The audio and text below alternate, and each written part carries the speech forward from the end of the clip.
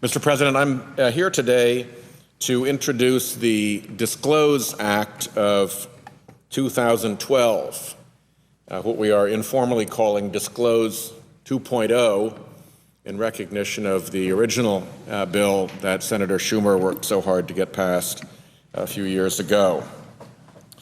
The Supreme Court's 2010 decision in Citizens United versus Federal Election Commission opened the floodgates to unlimited corporate and special interest money in elections, bringing about an era where corporations and other wealthy interests can drown out the voices of individual voters in our political system.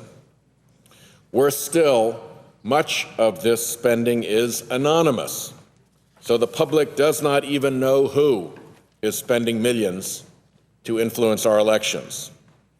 Here's how my home state newspaper, the Providence Journal, explained the Citizens United decision. The ruling will mean that, more than ever, big spending economic interests will determine who gets elected. More money will especially pour into relentless attack campaigns. Free speech for most individuals will suffer because their voices will count for even less than they do now. They will simply be drowned out by the big money. I think events have proven the Providence Journal correct. Senator John McCain recently described these events. He said, "I predicted when the United States Supreme Court, with their absolute ignorance of what happens in politics, struck down the McCain-Feingold campaign finance law, that there would be a flood of money into campaigns, not transparent, unaccounted for, and this is exactly what is happening." If you look at the 2006 and 2010 congressional elections, where there wasn't a presidential race going on, after Citizens United in 2010, there was a fourfold increase in expenditures from super PACs and other outside groups compared to what occurred in 2006, with nearly 3/4 of that political advertising coming from sources that were prohibited from spending money in 2006, 3/4 of it. Also in 2010, those 501c4 and 501c6 organizations spent more than $135 million in unlimited and secret contributions. Anonymous spending rose from 1% of outside spending in 2006 to 47% of outside spending in 2010. Nearly half of the money spent through these outside organizations is anonymous and secret.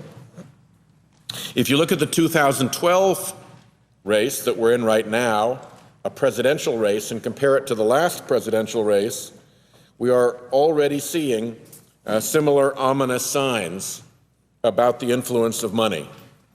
The Federal Election Commission predicts that over $11 billion will be spent on the 2012 elections, about double what was spent in 2008. Super PACs, mostly linked to individual candidates, spent about $100 million through the Super Tuesday contests in the Republican presidential primaries. Again, about twice what was spent over the same period in 2008. In the 2 weeks leading up to Super Tuesday, outside PACs that supported the Republican presidential candidates spent 3 times as much as the candidates themselves.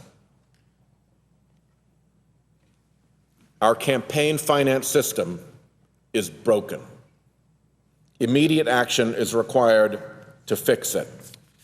Americans of all political stripes, whatever your persuasion, are disgusted by the influence of unlimited, anonymous, corporate cash in our elections, and by campaigns that succeed or fail, depending on how many billionaires the candidates have in their pockets. Editorial boards across the country decry this new pollution of our politics. Republicans like former Governors Mike Huckabee and Tom Ridge have concluded that super PACs are, in Mr. Huckabee's words, one of the worst things that ever happened in American politics. 7 in 10 Americans, including a majority of both Republicans and Democrats, believe that super PACs should be illegal.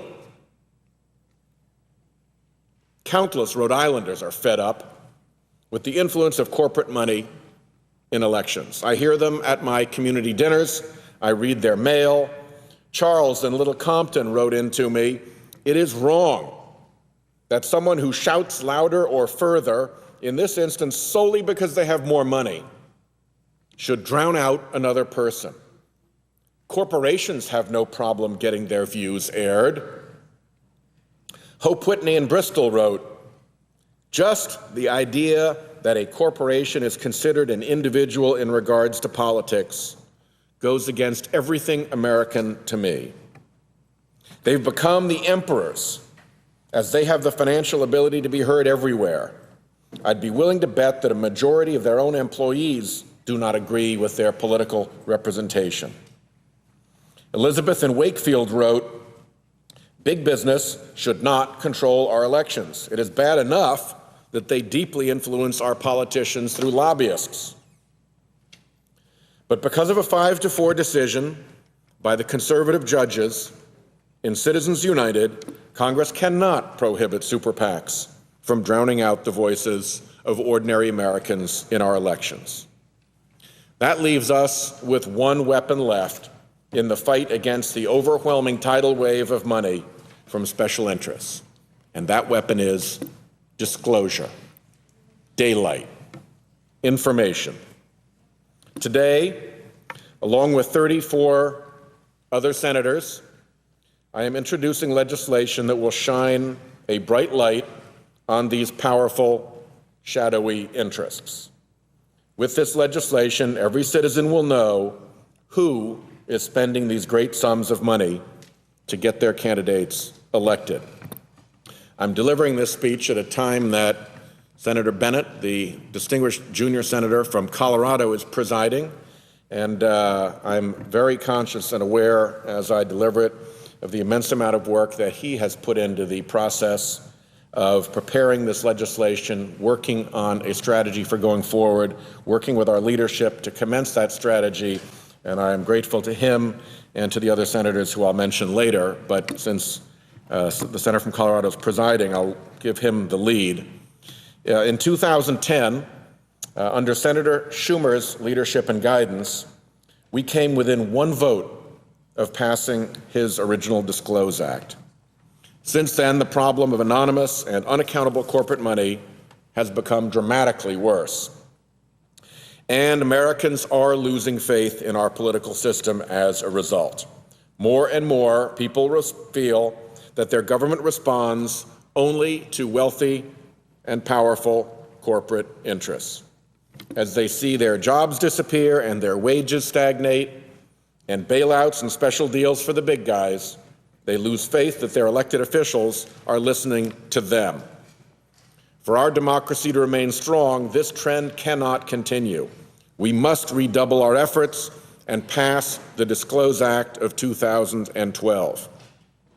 The bill we're introducing today has been trimmed down so that it just does two simple things.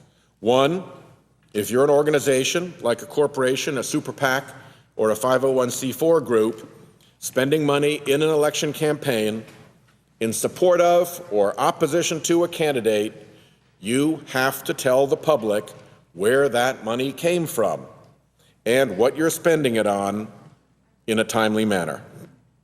That should not be a controversial idea to anyone, at least to anyone who's not seeking special influence. If you're a top executive or a major donor of an organization spending millions of dollars on campaign ads, you have to take responsibility for those ads by having your name on the ad, and in the case of an executive, appearing in the ad yourself. That's it. Two simple provisions, disclosure and a disclaimer. These are reasonable provisions that should have wide support from Democrats and Republicans alike. The DISCLOSE Act of 2012, the DISCLOSE 2.0 Act, trims down the original DISCLOSE Act in another way. We have raised the threshold for donations that require disclosure from $600 to $10,000. Now, it may sound like $10,000 is a ridiculously high threshold, that's just an awful lot of money. But when you look at what's happening in these super PACs, $10,000 in this particular world is no big deal. 93% of money raised by super PACs in 2010 and 2011 that can be traced to specific donors came in contributions of $10,000 or more. So we will catch probably 93% of the money in this reporting provision, while leaving smaller donations and dues payments to membership organizations private. The Act also does not require the disclosure of non-political donations, affiliate transfers, business investments, and other transfers of money that have nothing to do with electioneering. At the same time, however, the bill also contains strong provisions to prevent the use of dummy organizations or shell corporations to hide their donations from public view. The way this bill is drafted, if somebody sets up a phony organization to take a contribution and in turn make that contribution to another phony organization, and in turn make that contribution to another phony organization before it finally lands in the super PAC that is benefiting a candidate, we will be able to trace that series of transactions.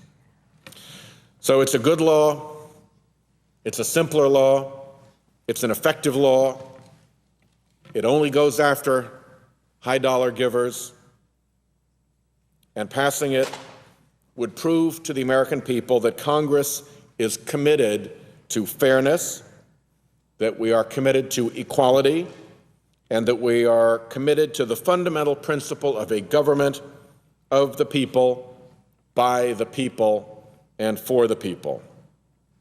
In closing, let me thank Senator Schumer for his exemplary leadership and determination on this vitally important issue, as well as Senators Michael Bennet, Al Franken, Jeff Merkley, Jeanne Shaheen, and Tom Udall, all of whom have worked very closely on this legislation. I would also like to thank the Act's other co-sponsors, all 35, who, like me, understand that the legitimacy of our democratic process and the integrity of our democratic elections are at stake. I look forward to working with any of my colleagues here in the Senate, any, who feel that the voices of American citizens should be defended, and I hope that all will join me in supporting this critical piece of legislation to restore integrity to our elections. I yield the floor.